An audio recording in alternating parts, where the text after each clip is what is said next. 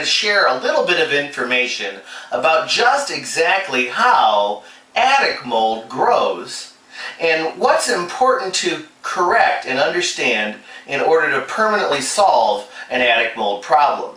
You see, folks, attic mold grows virtually only during the winter months. What happens is when you're heating your home, hot air from the furnace rises up into the attic space. Now, in a properly vented home, this hot air is able to escape the attic through a series of what are called outtake air vents. Outtake air vents can take a couple of simple basic forms.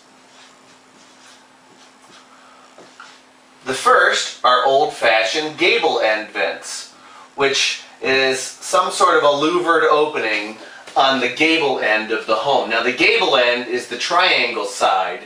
It's not the long length. Bear with me, my drawings are chicken scratch at best.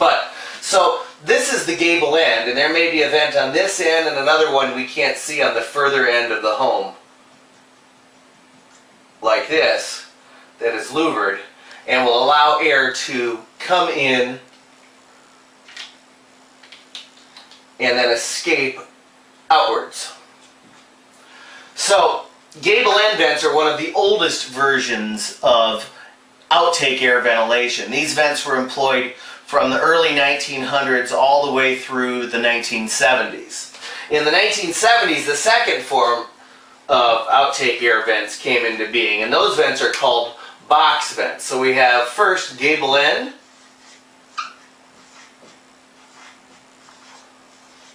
the second are box vents.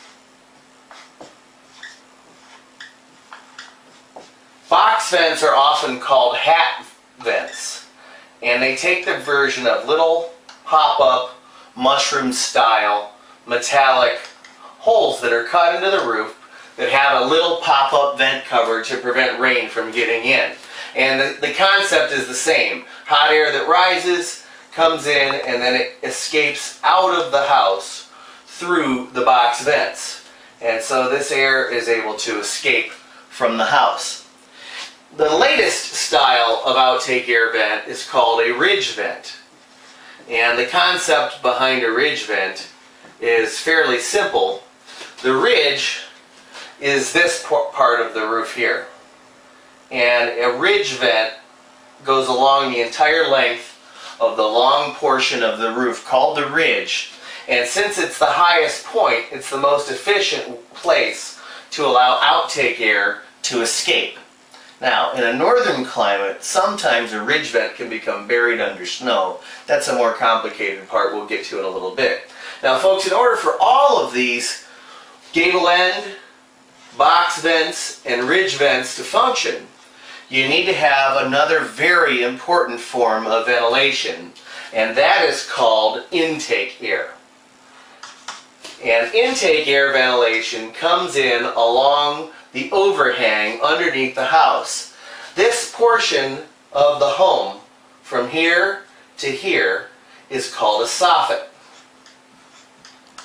So intake air vents are almost always in the form of a soffit vent that allows air to come into the attic from underneath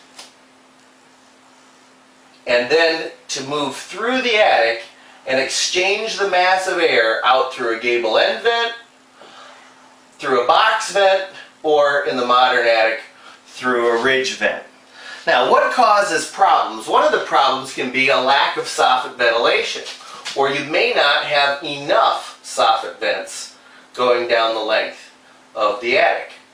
So you need to make sure you have adequate soffit vents for the amount of square footage of outtake air vents in order for this hot air that's escaping during the winter months to exchange out. What happens when this doesn't occur?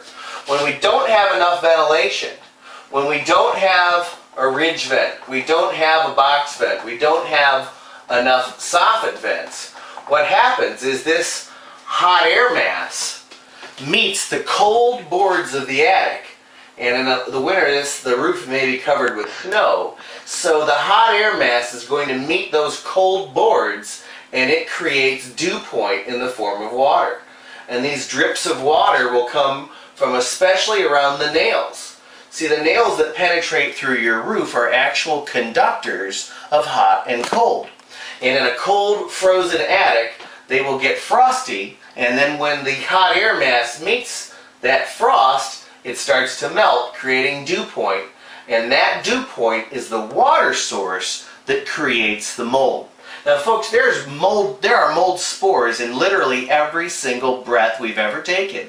And in fact, I am breathing mold spores right now in my office as I share this video with you. So one of the major problems that occurs when we don't have soffit vents to allow the air to move through to one of the outtake air vents, like a gable end vent, the box vents, or the ridge vent. Another thing that happens is when in a modern house, in a house that was originally designed with gable end vents for outtake air, what happens is roofers will often come and they will install the latest vent, a ridge vent, from one end of the roof to the other. When you do that, it's essential that you seal off the old gable end vents on both ends of the house. And that will allow this air to draft from the soffit intake vents all the way through and exchange out the top of the roof through the ridge vent. When you don't seal off the gable end vents and you install a modern ridge vent, what happens is the air comes in the largest opening, which is not the soffit vents, it's the gable end. So the air will draft from in the gable end vent and then go out the soffit. I like to call this short-circuited ventilation.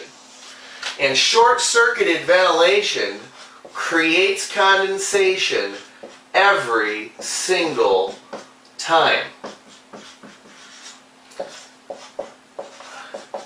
It's one of the most common issues, and it's one of the least understood by modern mold remediators and roofers alike.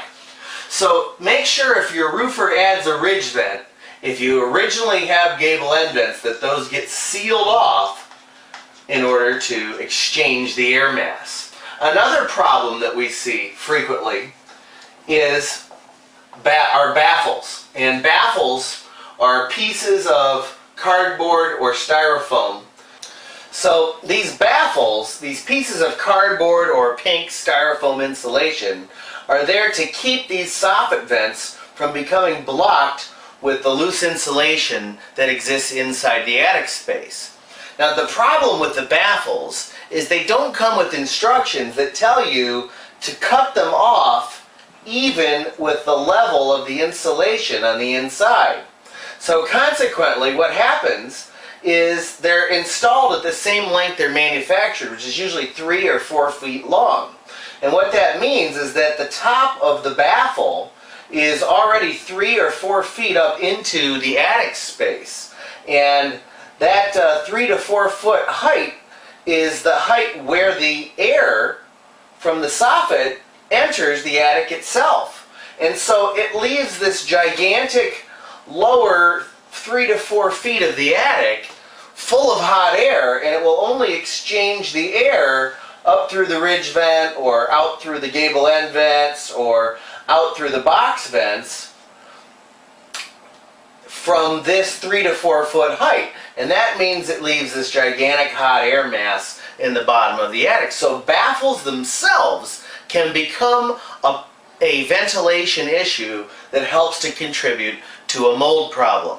So these are just some of the basic ventilation issues. If you fill out our form for a free estimate or you call me directly, we'll be glad to answer any of your other ventilation questions or to send one of our amazing teams out to serve your problem and treat it like we have for other customers in 47 states. We look forward to helping you solve your attic mold problem permanently.